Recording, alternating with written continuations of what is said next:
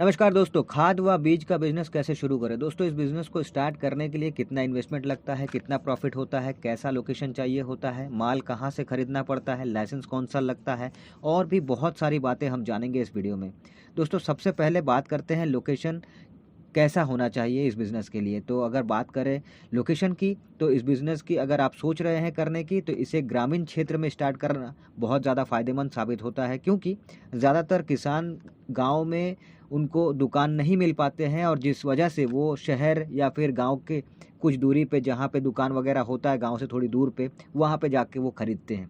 तो अगर आप किसानों को घर के पास ही उपलब्ध करा देंगे सामान, तो वो दूर भी नहीं जाएँगे, तो आपको और किसानों को दोनों को फ़ायदा देखने को मिलेगा। तो आप इसे गाँव हो या शहर हो, जहाँ भी आप स्टार्ट करना चाहते हैं, मेनली तो मैं गाँव ही बोलूँगा, ग्रामीण क्षेत्र ही बोलूँगा।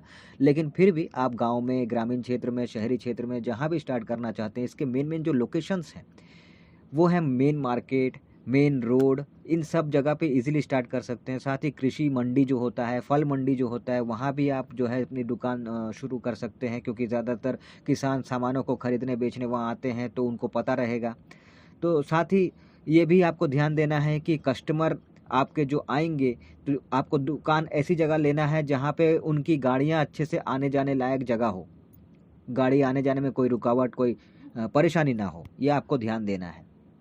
अब बात करते हैं कच्चे माल के रूप में, रॉ मटेरियल के रूप में ज़रूरी चीज़ें जो आपको अपने दुकान में रखना है, वो आप कहाँ से लाएँगे, वो क्या-क्या है पहले जान लीजिए। तो देखिए, नाशक दवा जो होता है, कीटनाशक दवा, खाद, बीज, उर्वरक, यूरिया, जैविक खाद इत्यादि और भी बहुत सारी चीज़ें हैं। तो ये सब चीज़ें मेनली बेसिक चीज़ें हैं जो आपको चाहिए होंगी। तो ये सामान आप कहाँ से लाएँगे? इसका भी जवाब है। आपको अपने जिस क्षेत्र पे, जिस एरिया में आप इसे स्टार्ट करना चाहते हैं, उस एरिया में आपको जानना होगा कि डिस्ट्रीब्यूटर कौन है इन चीज़ों का। आप उससे मिलिए और फिर वहाँ से उससे आप माल लीजिए, या फिर आप होलसेलर के पास जाकर उससे भी आप होलसेल में आप सामान ले सकते हैं। तो ये आपके ऊपर है। इसके बाद बारी आती है कि भाई आप जो है बहुत सारी चीज़ें आपको और भी ध्यान देने वाली हैं।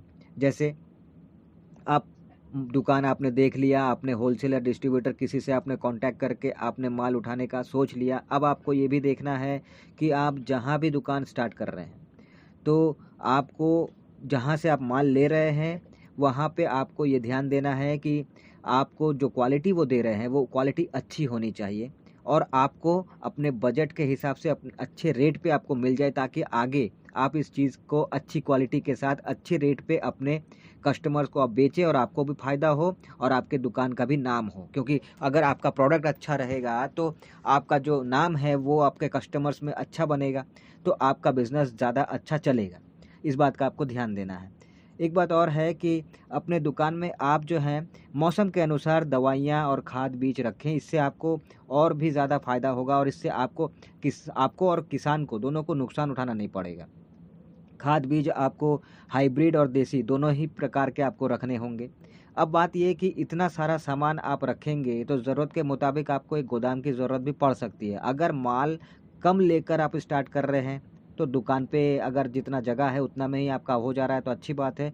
अगर आप ज़्यादा माल लेके स्टार्ट कर रहे हैं, तो फिर आपको एक गोदाम चाहिए होगा। ख़ैर, ये तो ऑप्शनल है, फिर भी बता दिया मैंने। अब बात लाइसेंस की करते हैं। तो लाइसेंस लेने के लिए आपको जो है, पहला तो ये है कि रिक्वायरमेंट ये है कि आपको एग्रीकल्चरल ग्रेजुएट होना होगा। उसके बाद आपको अपने ग्राम के सरपंच से जारी किया गया एक प्रमाण पत्र भी लेना होगा। ये आपको ज़रूरी है। इसके बाद लाइसेंस के लिए जो डॉक्यूमेंट्स आपको लगेंगे, तो वो डॉक्यूमेंट्स के तौर पर लगेंगे आधार कार्ड, पहचान पत्र, 2 पासपोर्ट साइज़ फ़ोटो, दुकान का खसरा नंबर, ज़मीन प्रमाण पत्र, प्रिंसिपल प्रमाण पत्र, इस तरह की चीज़ें। साथ ही पूरा लाइसेंस बनने में लगभग 28 से 30 दिन का समय लग जाता है।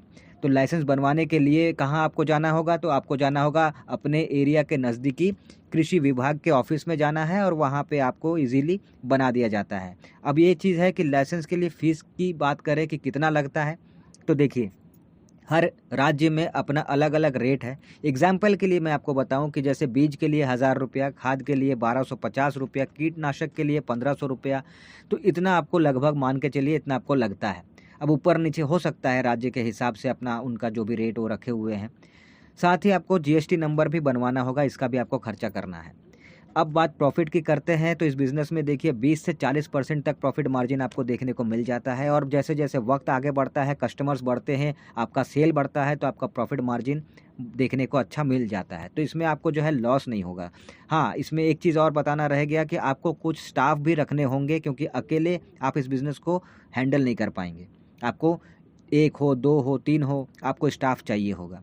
साथ ही आप बिज़नेस जब स्टार्ट कर रहे हैं, तो आपको ये चीज़ ध्यान देना है कि भाई आपको अपने बिज़नेस की मार्केटिंग भी करनी बहुत ज़रूरी है। क्योंकि अगर लोगों को पता ही नहीं है, तो वो थोड़ा-सा मुश्किल हो जाता है आपको प्रॉफ़िट मार्जिन शुरू से अच्छा देखने के लिए। तो आप चाहिए कि भाई आज के दौर में मार्केटिंग का ज़माना है, तो आपको अपने बिज़नेस को लोगों तक पहुँचाना है। फिर चाहे आप सोशल मीडिया के ज़रिए, आप चाहे ऑनलाइन, ऑफ़लाइन, जैसे भी आपको अपने बिज़नेस को लोगों तक पहुँचाना है, लोगों को बताना है।